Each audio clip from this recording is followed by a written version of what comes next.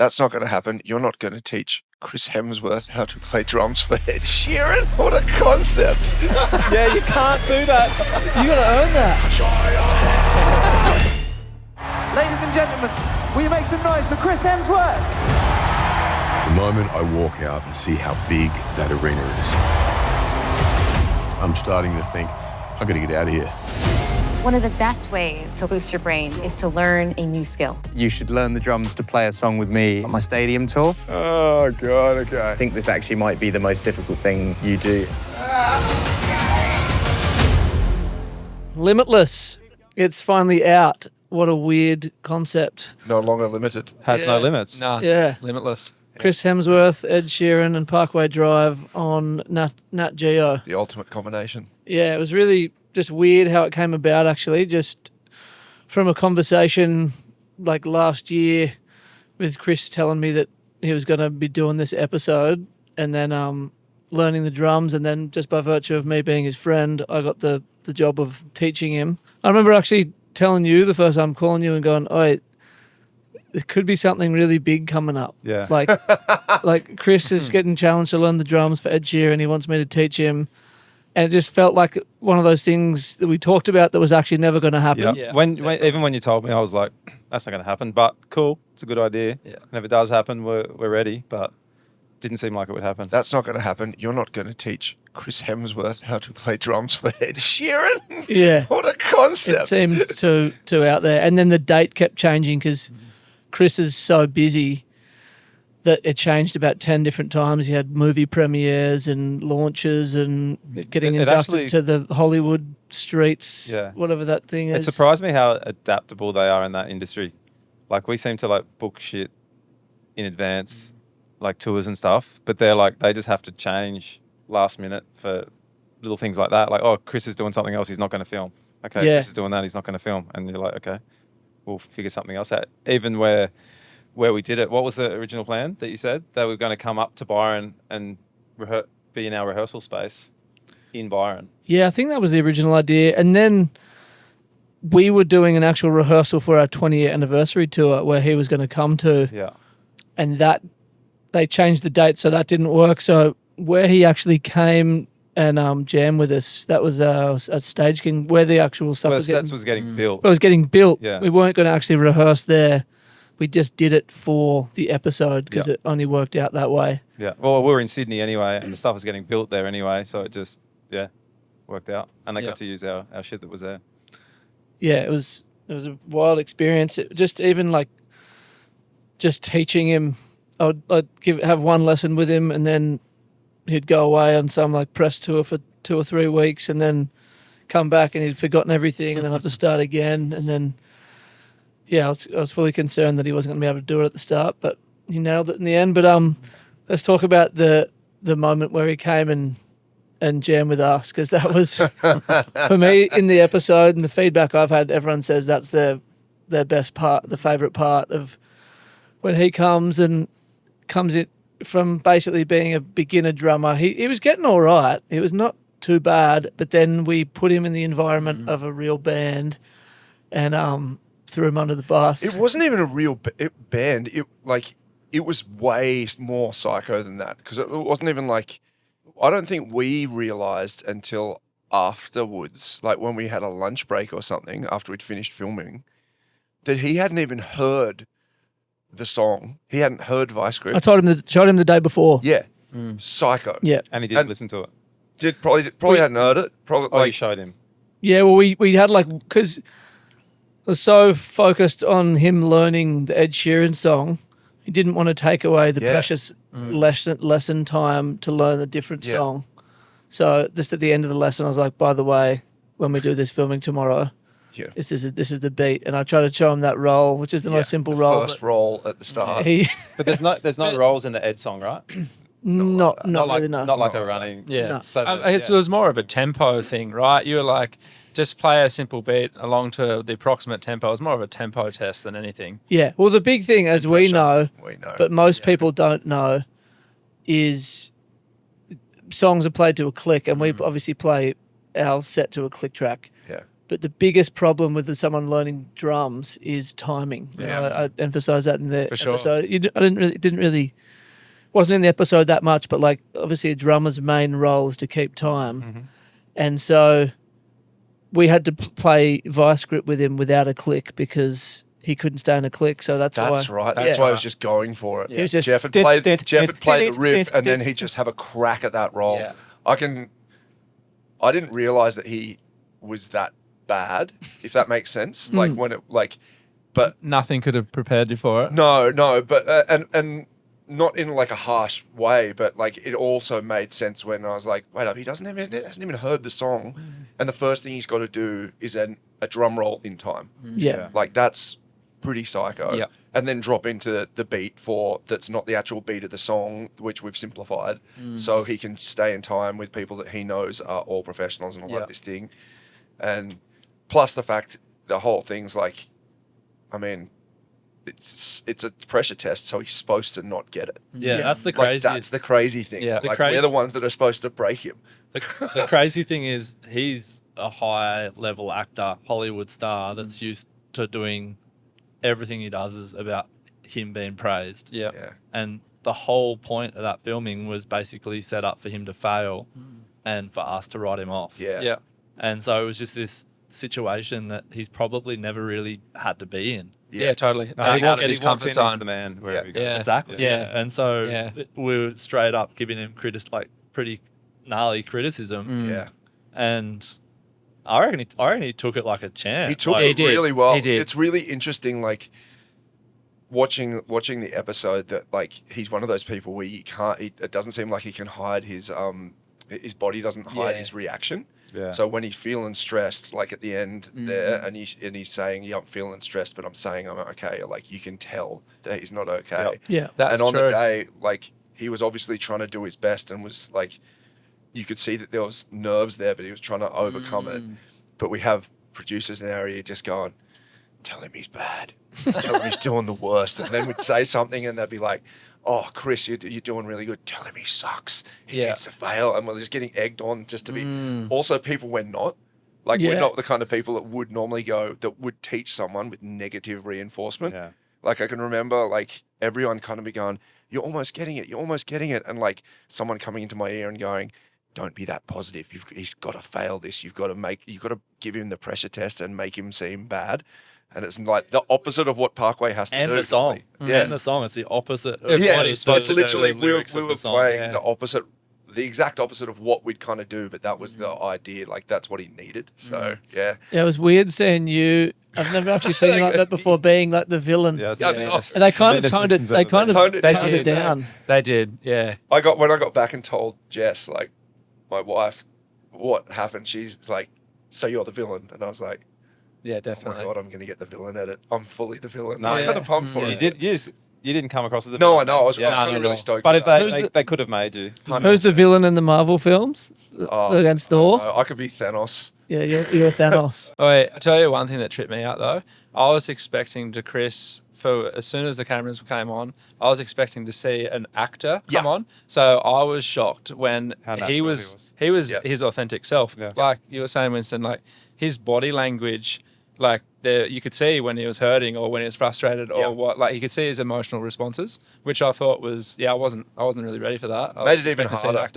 actor. I tell you the thing, I felt like I was acting being a dickhead to him, and he felt and to someone who wasn't acting. Yep. And Yeah, I was like, exactly. Yeah. this kind of sucks, but I'm gonna do this because that's what we got to do. That's We it. were hired to roast Chris Hemsworth. I know. Who can ever say that? That was our job to roast Put that him. on his Fire CV at the end of his guns. career. But like right. with the roasts, he like responded with wit, and like he was a guy that's used to rely on lines to know what to say and stuff. And what surprised me was how cunning he was. Yeah. And like his responses were actually like intelligible and like He's done a lot of filming and press and everything. I tell you what was really what was highly impressive was the fact that he actually did complete this thing.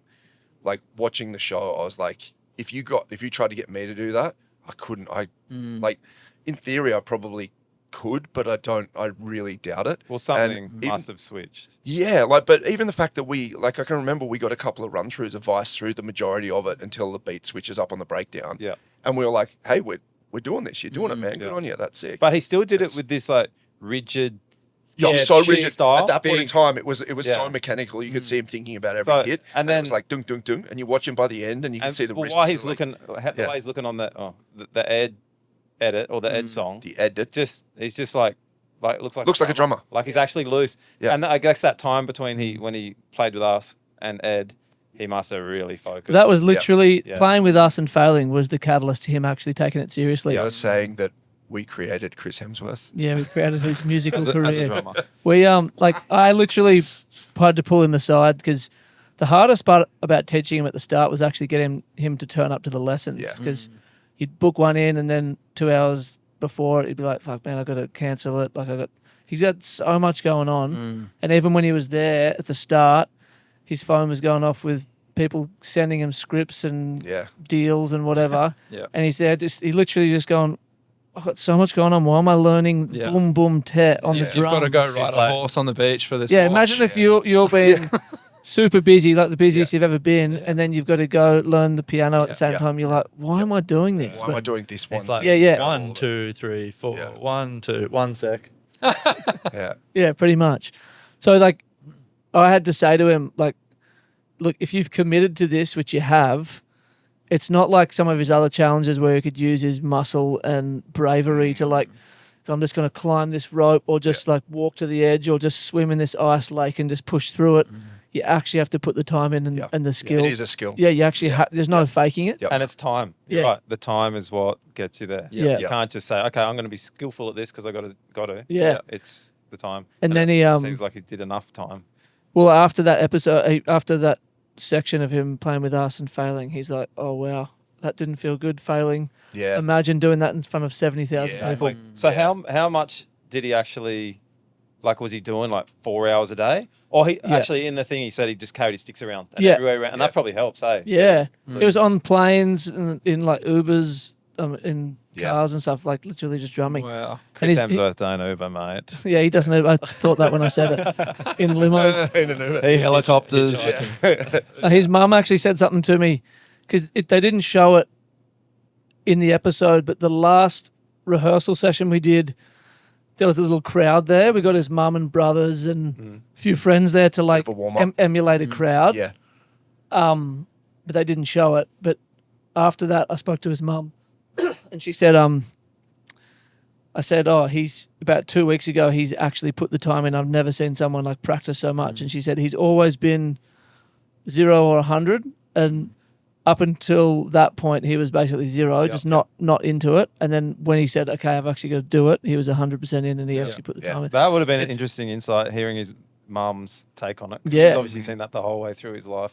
Yeah. On probably everything he's done. And to get to the highest level in pretty much the most sought after career path, you've got to be very dedicated. Got to and be skilled. good, and to be good, you got to be dedicated. Yeah. So Yeah. Yeah, it's crazy how he put himself out there, yeah, in front of that many people, in front of the world, doing a skill that he doesn't know how to do, is wild. But Yeah. also Yeah, wanted pulled it to off. talk about the bit that's not in the episode.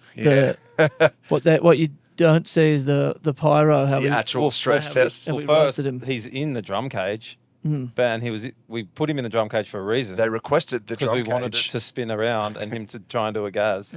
We got And what happened? We got pitched that the stress test wasn't you're playing with Parkway. The stress test was you gotta go You into gotta some play actual stress under duress. stress Yeah, environment. physical Physical duress. Yeah. which was spinning around the drum kit, which he got halfway around, and you could see the excruciating pain Yeah. on his face, and he's just like, "Nah, can't do it. Can't do this." because of his back. He's had Yeah. back surgeries or Yeah. something." Yeah. And then so Playing we with canned pyro. that, and then it was just like, okay, well, let's just fucking do heaps of flames. Hit like him we with do. distraction. Yeah. Yeah, Plus the setup is set up for Gaz. The size of the Yeah. seat, Yeah. the And straps, he's- everything. He's a fucking He's big just unit. he's way smaller than me, so yeah, doesn't fit. yeah. Yeah, well, I was worried the extra weight, the whole cage was just going to roll away down the street. Imagine if he went in the He's still drumming, just rolling down, rolls out the door of Stage Kings. That's Everyone a TikTok. running out while he's still drumming. Well, they kind of blew it, whoever was spinning it, because they spun it really slow. And it's slow. It's harder when it's slow because you're sideways for longer. Yeah.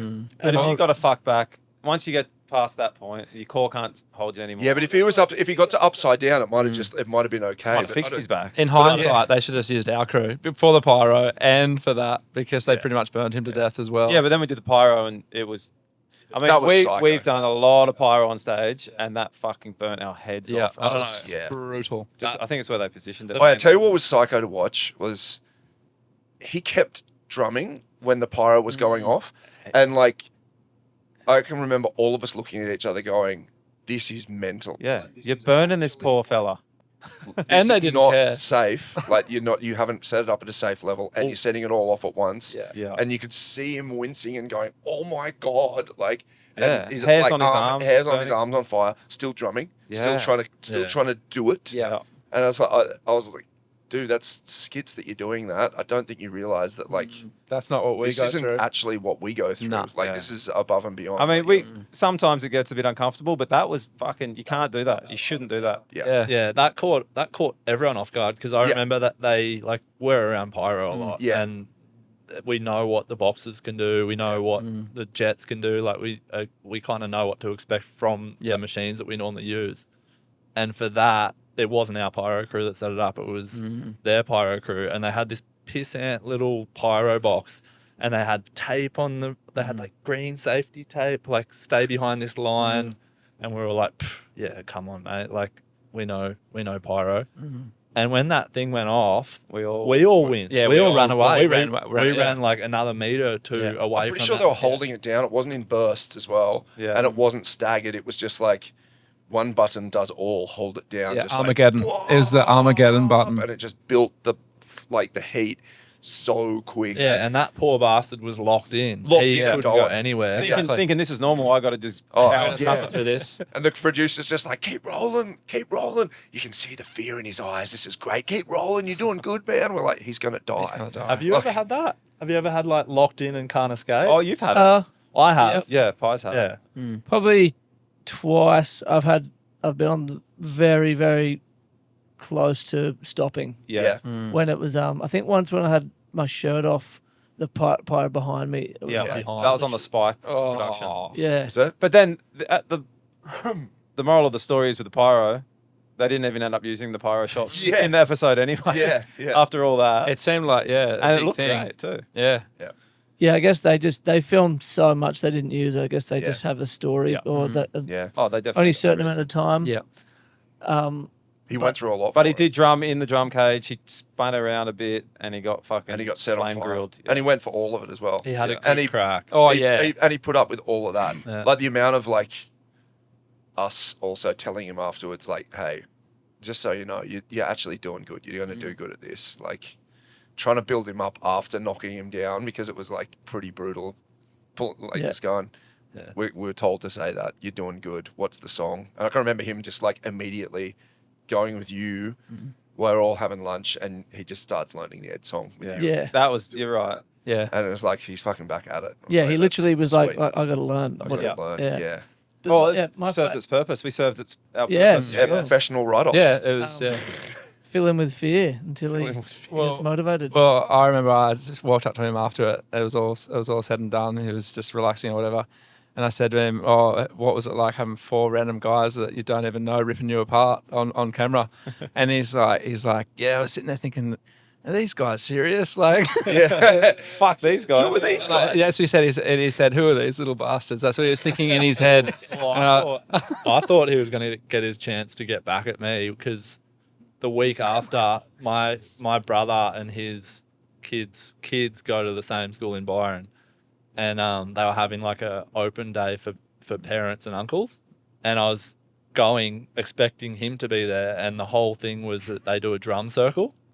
And Amazing. I'm like, oh no, the shoe's going to be on the other foot. I'm going to show up and he's going to be roasting me for not being able to do a paradiddle on the bongo. I thought you were going to say that he was in the schoolyard going, China! Like ready to fight you. Yeah. But yeah, I almost didn't go because of it. I almost didn't go. Wow. Yeah. My favorite part, it was half in the episode, like the second half of it was when you didn't really see what Chris did though. Chris played and messed up and then did this. Yeah. And then Winston And he's like, nah. And Winston goes, "You can't do that. Yeah. He's got to earn that. That was so fucking You got to stoked. earn that." And he's like, "Oh," and he goes, "It's all well." And then you said, "It's all well and good to do that, but like you got to actually be able to play with that." And he's like, "Oh, You got to earn that. You got to earn that. Yeah. I remember doing that. Yeah. At the time, I can remember doing it and just going, like saying something, going, "You're right, you're going to get it this time," and him going, "Yep, sick." And I can remember, like at the start, like it was obviously a bit of a compensation thing of him like joking, obviously like, "Yeah, I'm pretty shit, but we'll get this cool," and doing a bunch of this.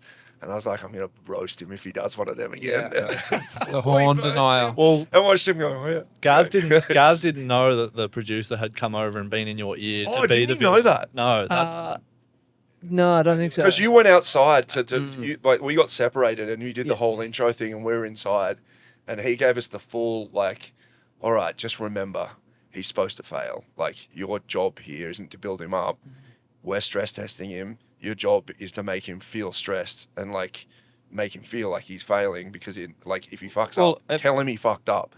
So we're like, all right, sweet. And then from then I was just like, okay, cool, that's the job. That's and it the was job. so uncharacteristic of you. So that's why it was so uncomfortable. Like, Yeah. I was sitting there going, oh. You'd always, the thing was that you were standing next to me and you got the full Jeff mentality of like, you've been really kind and you're like, you can do it. It's like this. And I'm just like, That's not what they want. producers just told us to be fuckheads.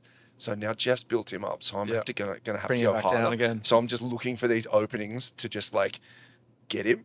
And then Jeff would do it again or Pi would do it. And they were being encouraging. And I'm like, no. And every time I did something, the producer would come over and go, "You're doing really good, Chris." And he was like, "Yeah, just you're doing really great. Just fuck him up some more." I was like, all right, cool. Here we go. Well, So- all right, though. Imagine if we were all there going, yeah, you're doing good. You're going to do it. You're Yeah. going to succeed. You'll get it eventually. It just wouldn't have been. Yeah, it wouldn't have been the same. Yeah. And it wouldn't have built up that final moment where he I'm triumphs. glad we got an equal amount of roasting in there, so I'm just not. There was one roasting from everyone. There was one roasting. From Did you roast him? Yeah. Yeah. Yeah. Everyone eventually got, because I was walking around nudging, like just going, "Don't be so positive." They did Don't like be so they did positive. they did like the constructive sandwich Yeah. thing where they like Yeah. gave compliment, write off, compliment. Yeah. Yeah, they know how to edit, I Yeah. guess. They do. It's not their first. So we're not actually that big of fuckwits. Anyone listening? No, we're very stoked that it was successful in the end. We're pretty damn proud of him doing it. So yeah. Yeah, Yeah, what a legend. he won in the end. Did it in the end, which was Well, that must Yeah. have been pretty awesome for you watching that, like seeing, all your hard work. Oh, yeah, for sure. yeah. And actually seeing the result of it. That Yeah. made me stoked. There's like people might notice it or might not, but when he's performing, there's this perfect little bit of light on your head looking up at him performing, and I was like, man, Gaz looks so happy. I was honestly. so happy. It was weird. We've obviously been doing this for a long time, had so many highs, but it was honestly, it felt like one of the highlights of my life in that moment Yeah. because it was such a build up Yeah. and there was so much pressure. Like not only the show of 70,000 people, but all the film crew and everything. Yeah. Yeah. And like walking into this stadium, we've had that feeling thousands of times playing, but it wasn't me. It was like That's the other thing. It's not, you don't have But you're, Yeah, I was but like- you're still semi-responsible. Yeah, I was Yeah. responsible, but I was Yeah. like, okay, it's all on him. Is he Yeah. going to do it? And then when he nailed it, probably the best he played the song ever was Yeah, on the wow. night, Wow. which is a testament to him performing under Yeah. pressure. And I was just like I felt like it's a proud dad or like a coach, Oh, for like a sure. coach when Yeah, son. their team is winning the final or something. I was just like, You were Mr. Miyagi when the Karate Kid won. yeah, pretty much. I'll tell you what was neat. Like I think he did a pretty cool description of like the energy that you get when you walk into a show like that. Because I can remember we were trying to drill into him when we were doing the rehearsals of like, he's like, yeah, been acting, been all these things. I'm like, it's a different energy when you walk into a show and you're playing a gig and all the attention live is coming straight at you. The amount of energy and how that makes you feel and that attention in that moment. There's nothing like it. And I didn't think that he fully could comprehend it because it's really hard to explain to anyone who hasn't been in that situation what it's like. Like it's not the same as acting or being on a stage or being a TV presenter or anything. But the neat thing was when we were watching the episode for the first time, he started describing it and I was like, oh, he got it. And then when Ed comes up and says, take your earphones out, and he got that rush, I could fully see that he understood what that meant. Oh yeah, he would never experienced that before. No, but he's got yeah. pressure and all eyes on him in rehearse, like in his world, in a controlled world. Yeah. Which is a lot of pressure, but it's insane. It's just a different thing. Just the energy of tens of thousands of people compared to like 50 people is. I reckon they hand that up for the thing. I reckon he's experienced that in his own way, like doing an Oscar speech or something. No. Like he's had incredibly high pressure. Like he's been on all the Tonight shows and whatnot. But what Winston's saying, which I agree with, which what I was saying is like he does a movie and 500 million people see it, but he doesn't see them. That's it. Exactly. Yeah. And also like he's also a professional at doing speeches of any sort or acting. He's a professional. He's confident in doing that. But he's not a musician. So standing in front of that many people, ready to be potentially shamed or not doing as good as he could have, that's it takes incredible But courage. even if he was doing like what he's good at, acting in front of 70,000 people, that's a different energy feel. It is. Yeah, it's he would have felt before. It's a weird comparison to make, but it's like comparing like, I'm a runner and I'm really good at running and then running in the Olympics. When you're in a stadium of people with that much energy. For sure. Think about the roar of the crowd, the eyes on you, all of that kind of stuff. Unless you actually play in front of that many people, or perform or any kind of thing, it's very rare that anyone will ever know what that feeling is like. And there's very few professions that offer that chance, which is why it's so special. And it's just crazy that like biggest movie star on planet Earth had not known what that was until that moment, which was something really, really sick to see. Well, that's what I was actually telling him on the night of the show. I was like, you've done the work, you've put the time in, and now the best strategy is just to enjoy it. I was like, there are millions and millions of musicians in the world who have studied and practiced their whole life, and most will never experience this. You've gone from the bottom to the absolute top, and it's a privilege that very few people can say they've done, is perform in the stadium in front of that many people. So I said, just go out there and enjoy the experience. I think it really helped him because he went out there and you could see him soak it. Yeah, he was. When he said, I started to soak it in, you could see him just changing it. You can see the autopilot. Yeah. It says a lot for the concept of like just the muscle memory of playing something to the point where it goes to autopilot. Like we all know it. It's when you're not in autopilot that mistakes happen and you start to freak out. And you drop But if you're in the zone, you are literally enjoying it, and the performance just happens because you've done it so many times. And that was the difference between seeing him do that last performance and when he walked in and did it with us and was stiff as a board and is trying to think of every single hit and how it should actually happen rather than it just happening. Yeah. So that's like the whole message of the whole episode of try something new and your brain will be rewarded for it. I feel like that's the moment when he's actually able to do it in autopilot and absorb the goodness of it is like, I don't know, I was like inspired by the episode. Yeah, for sure. I was like, Me too. relating it to things that I've challenged myself with recently and being like, I've got to keep doing that, what he just did, but obviously on a smaller scale, but in our own way, you know. Yeah, it's fully changed me being part of that whole episode for that same reason. It's such an obvious thing and pretty cliche, but like when you have the approach that you know that you can just learn anything, it's life changing. Like from that episode, seeing him just go, he's 42 years old. I'm going to learn a new skill in 2 months. 2 months isn't a long time, and he's got a whole new skill. So, like, I've applied that heaps. Even the other day, after the 20 years, I've started learning Pro Tools like properly because before that I was like, don't know how to do it. Whatever. Now it's just someone like else will do it. I'll just do it, and in a month I'll be good at it. Yeah. If you put the time in, and It's the time. Exactly. Time. If Yeah. you've got the time, or you're prepared Yeah. to put the time in, That's it. you Yeah. can achieve anything. One life, Yeah. one shot. Yeah, Give make- it all like- you got. Prioritizing You the heard time it here now. first. yeah. So to conclude, that was a wild experience filming it, being a part of it, and watching the episode come out. And if you haven't seen the episode, it's what's it on? National Nat Geo. Geo, Nat Geo, Disney. Plus. Yeah. It's out there, so go watch it. I don't even know where to look. Where's the camera? There's 3 cameras. That's perfect. We're Parkway Drive. Yeah, we're Parkway Drive. We don't have We're- any limits. We are Not limited. Hemsworth Drive.